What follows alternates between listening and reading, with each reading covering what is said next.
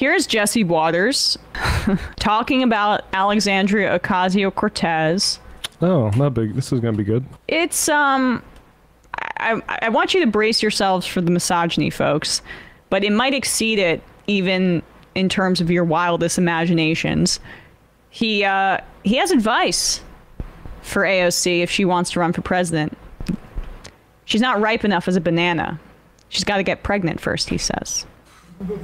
I'd say that AOC has a skill set, but she's missing things like knowledge. But with age comes wisdom, and she's pretty young. That's my nice way of saying she's not very smart. She's like, you know when you pick a banana and the banana's in your hand and it's green, and then even if you try to peel it, it's still not even peeling? Yes. That's AOC. She's not ripe enough to run for president. First, she has to get married. Wait, she has to plan a wedding. Or you want to plan a wedding and run for president at the same time? Oh, I see what you mean. Okay, so then her husband would have to do it and the wedding would stink. Because she just got engaged. She's engaged, yes. And then you have to get pregnant. So why? No. This is how it goes. This is how it goes. Just follow me, Greg. Once you get married, I'm not following you. Then you get pregnant, and then once you have the baby, you have a family. Right. And the media loves it. They eat it up, and it makes you more of a mature person. That's why you're so immature. You don't have any kids. So then after she has the family, then she runs for Senate. She runs for Senate in New York. You get to meet all the big-time donors. You get into the Senate, and then you're a force to be reckoned with at the hearings. And then she runs for president. Obama, first term, from Illinois. That's the way to do it. Because right now she's not really seen as a serious person. She's childish. Or ripe. She fakes her arrest. She's giving makeup tips. But if you give it maybe, I would say 10 years, would that be 2032? Then she'd be ripe enough to run for president. Oh my God. Because she can't unify the party right now. Everybody in the party, most of them hate her. Yeah. And I think after 10 years, why do she could anybody unify in the the party. haters? Because she's right Now, about things. do you think she could today win a state like Michigan or North Carolina or Wisconsin or Pennsylvania? There's no way. All right, we're good. So Alex, just a fact check really quickly. Alexandria Ocasio Cortez is a lot more popular than, say, Joe Manchin within her own party. She's more popular than a lot of other politicians within her own party, but that's beside the point, right? Like, so...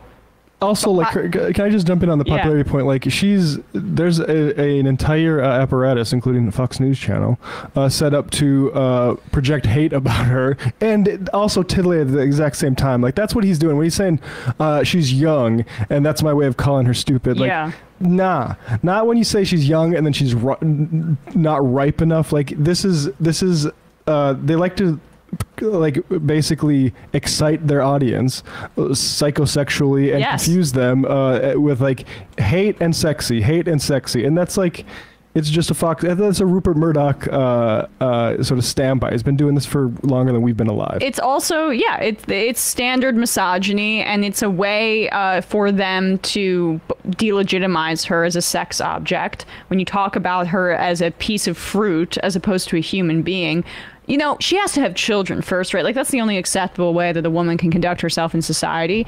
Did he say this about Lindsey Graham when Lindsey Graham was running for office? Lindsey Graham never got married, never had a kid. It's so odd that that is not reserved. That kind of commentary is not reserved for Lindsey Graham. And now he says she's got to meet with big donors and be in the Senate. I guess any representative, any member of Congress on the Republican side, hey, they can't be taken seriously, right? Donald Trump never elected to public office before. I don't know if Jesse Waters had that same commentary when it comes to that. But like, the underlying story behind this is that Jesse Waters is a misogynistic creep, and it's been proven. He went on air and bragged about how he let out the air of the tires of his intern in the parking garage of Fox News so that she could stick around because she had no other way to get home and was trapped, so he could hook up with her and basically flirt with her. And now they're married. What a romantic story. He left his wife for his intern after letting out that intern's tires, so she was trapped. and then he was able to coerce her into a relationship. That guy has a healthy relationship with women, I'll tell you that. He tried to clarify in the next episode after he told that story that he was embellishing. And yeah, joking. sure. And I believe him. I believe that Jesse wouldn't do such a thing to other women based on how he treats women on his show and talks about other women. Yeah, it's out of character, frankly. Right? How could anyone make such an assumption? How could a gentleman like Jesse Waters treat his own wife? I like, honestly, the way that he speaks about women, like her as like a banana like that, it really just gets my blood boiling. It's horrible. And also this coheres with right wing, some might say like Silicon Valley fascist speak about, say, someone like JD Vance saying people would like politicians that are childless don't count. And I mean, we're going to probably see a lot more of this because a lot more people are making the decision not to have kids for whatever reason. And but for whatever reason, and there's Kamala Harris doesn't have children. Starting to interrogate those reasons. Yeah. And well, I mean, they would say like, see Exhibit B. Yeah. But like people are actually like looking to larger issues and societal problems that are obstacles to them having children, and the Republicans want to get out ahead of it. Like there's a weak article saying should parents' votes count more, right? Like I mean, yes, insane. It's a virtue in and of itself. It's also a good way to tie into, like, if you have an abortion or you choose to not have children, there's something inherently wrong with you, and there's also something that makes you less of a woman. And if you're not a woman, then you must be confused about gender roles writ large, and like, how can we trust you?